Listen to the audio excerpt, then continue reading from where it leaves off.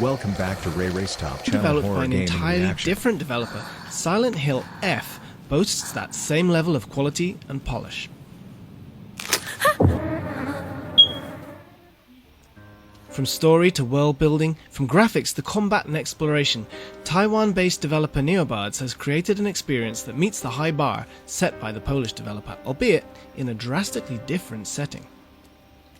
As I started walking the dense yet deserted streets of Ebiscauca, it was immediately apparent just how detailed and well realized this fictional remote town in the mountains of rural Japan in the 60s is. With an immersive over-the-shoulder view and no UI on screen during exploration, Silent Hill F is a game that tells a convincing story through its visuals.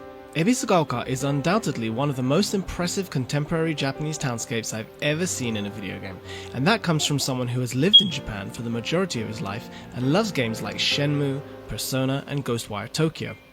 One of the few minor issues I had with the Silent Hill 2 remake was that the majority of its playtime is spent inside buildings and facilities. While these functioned as well-designed dungeons packed with horrifying enemies to fight and intricate puzzles to solve, the increase in volume compared to the 2001 original made it feel like exploration of the actual town of Silent Hill was limited. And so I was pleasantly surprised that the vast majority of my playtime with Silent Hill F was spent exploring Ebiscauca, which oozes with atmosphere. Files and other documents scattered throughout the town add context to Ebiscauca, which flourished as a mine town during its heyday.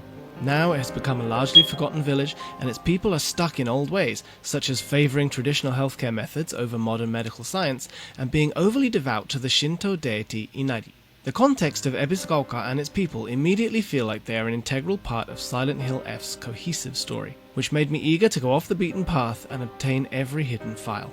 The game starts after protagonist Hinako, a female high school student, runs away from home after being scolded by her drunk father. Walking the empty streets of Ebiscauca, heading to the local candy store to meet up with Hinako's fellow high school friends feels like an authored walking simulator reminiscent of games like Everybody's Gone to the Rapture and The Vanishing of Ethan Carter. Of course, it doesn't take long until Hinako and her friends discover something is wrong in town, and before you know it, Hinako is holding an iron pipe in her hands, an iconic weapon of the series. Ebiscauca then gradually proves to be not just suited for a captivated walking simulator experience, but also the perfect setting for a horror game, as its narrow alleys and staircases are ideal to hide enemies behind corners, while also functioning as a maze for the player to get lost in. In some instances, doors left ajar and open windows invite Hinako inside traditional tatami-floored houses, where she will have to solve simple puzzles in order to make her way through to the next area. These puzzles play out in an unconventional way. One puzzle, for example, had me obtain keys to a locked door, but there was nothing noteworthy inside. Then, as I went back to the corridor, another door suddenly swung open, which gave me the chills. Silent Hill F's scenario writer, Yukishi07, sees Japanese horror as a subgenre that doesn't so much rely on threats to the protagonist's life, but rather makes you feel uncomfortable by creating situations that feel off. When you think about it, Silent Hill is a series known for just that. While there isn't a lack of life-threatening encounters, some of this series' most uncomfortable moments are in conversations with its outright weird characters. In Silent Hill F, Hinako and her friends are trying to find a way to escape the haunted town of Ebiscauca. Interactions with these friends seem normal at first, but then suddenly they say something or do something that catches you off guard. Also, in typical Silent Hill fashion, puzzles often reveal something about Hinako herself or the world she inhabits.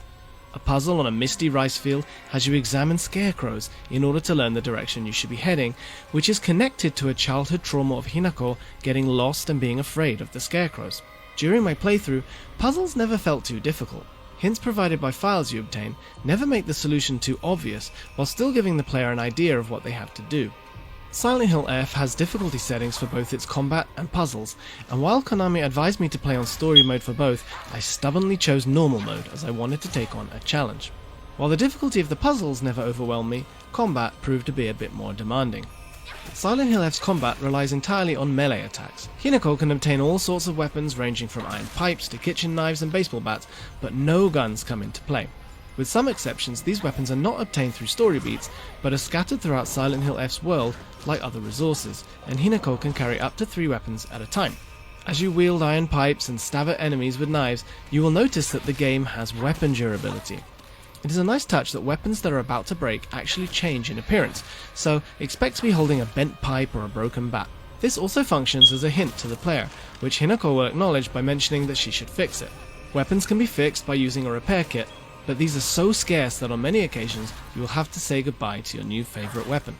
While weapon durability is often regarded as a burden in games, it works here, as finding a new weapon and repair kits quickly becomes an integral part of the resource management that the survival horror genre is known for, especially since you won't be having to look for ammo this time around. A clever system allows you to turn in your resources for an in-game currency at save points, which can be used to increase your stats or obtain new amulets that can be equipped to give you certain buffs. That means that if you are careful and don't waste your resources, leftovers can be turned into something useful, which feels like a great reward to a well-planned expedition. Combat itself has a similar feel to Silent Hill 2's close-range combat. You can dodge enemy attacks with the DualSense's circle button, while you can activate light and heavy attacks with R1 and R2 respectively. Your limited reach and lengthy attack motions give a realistic, weighty feel to combat. Heavy attacks especially are slow and need to be timed well, contributing to the feeling that Hinako is just a teenager with limited strength. What sets Silent Hill F's combat apart from Silent Hill 2's more limited melee combat is the implementation of timed dodges and counterattacks. The latter in particular deals a lot of damage and is key in battle. Enemies briefly show a sign when a counterattack can be utilized, but unless you have trained your reflex skills by playing games of the likes of Sekiro, you will likely have a hard time reacting. That's where the focus mode comes in, which can be triggered by holding L2. Sadly, we don't have any footage of it, but when in focus mode, enemy signs for counterattacks appear for longer, while also charging up a power attack that staggers an enemy. That means you might head into focus mode with the intention of going for a counterattack, but find yourself switching to a power attack when it charges before the enemy shows an opening. Focus mode is tied to Hinako's mental energy gauge, which exists separately from her stamina and health bar. Interestingly, the upper limit of her mental energy decreases when enemies do something that scares her, or when she is frightened by a certain event, connecting the gameplay to the story and Hinako's mental state. Luckily, there are items that can recover the upper limit of your mental energy gauge, but Hinako's stamina is limited too. When she runs out of stamina and mental energy, she can become so frightened and tired that she won't even be able to move for a while. Managing her energy resources, therefore, is key to survival. Fighting one regular enemy is fairly manageable, but when confronted by multiple enemies, running away often felt like the best option, especially since enemies don't give experience points or drop resources. Combat was fun enough that I found myself actively engaging in combat even if there wasn't a real benefit to it, beyond being able to explore the environment more freely. While keeping combat engaging and complex, Silent Hill F does a great job in making the player feel weak. The game cleverly incorporates this by having what seems to be a boss battle at first actually play out as a sequence in which the player has to find an escape route. Another iconic element to the series is the existence of an alternate world, which is present in Silent Hill F as well. Hinako is occasionally transported to a different dimension that shows a more traditional Japan, where a mysterious masked figure guides her through the grounds of various shrines. Here, Hinako obtains traditional Japanese weapons such as the naginata, a pole weapon with a curved blade on the end, similar to a glaive or halberd that is known to be mostly used by women. Weapons that Hinako finds in this alternate world don't break, but Hinako won't be able to carry them over to Ebisugaoka.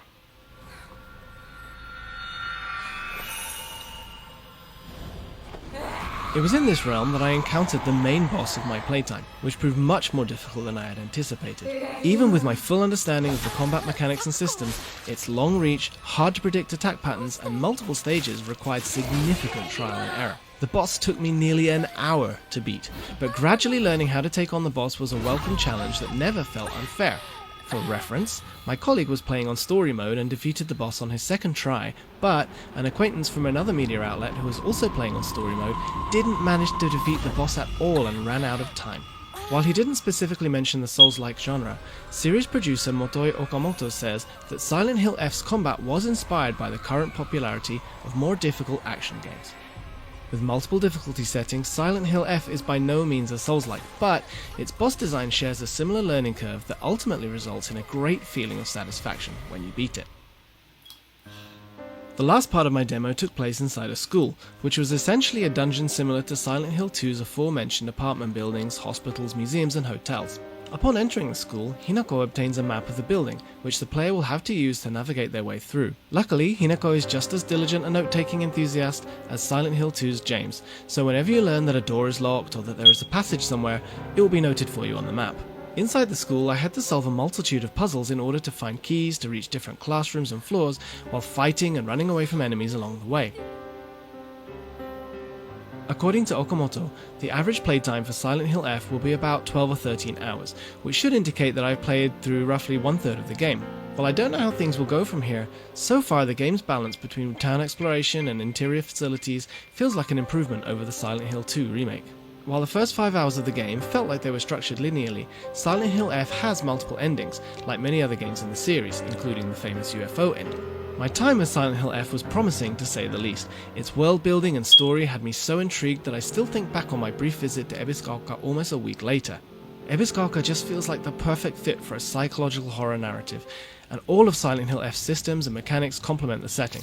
Series composer Akira Yamaoka's soundtrack also does a stellar job in making the player feel uncomfortable throughout.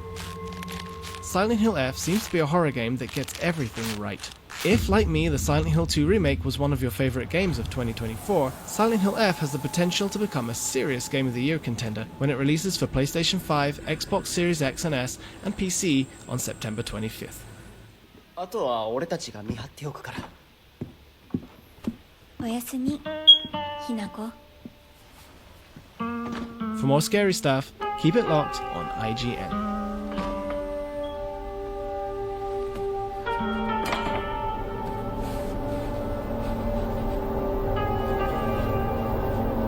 でもさ、しゅうくんもああいうの好きでしょ。興味ねえよ。 Thanks for watching. Don't forget to subscribe.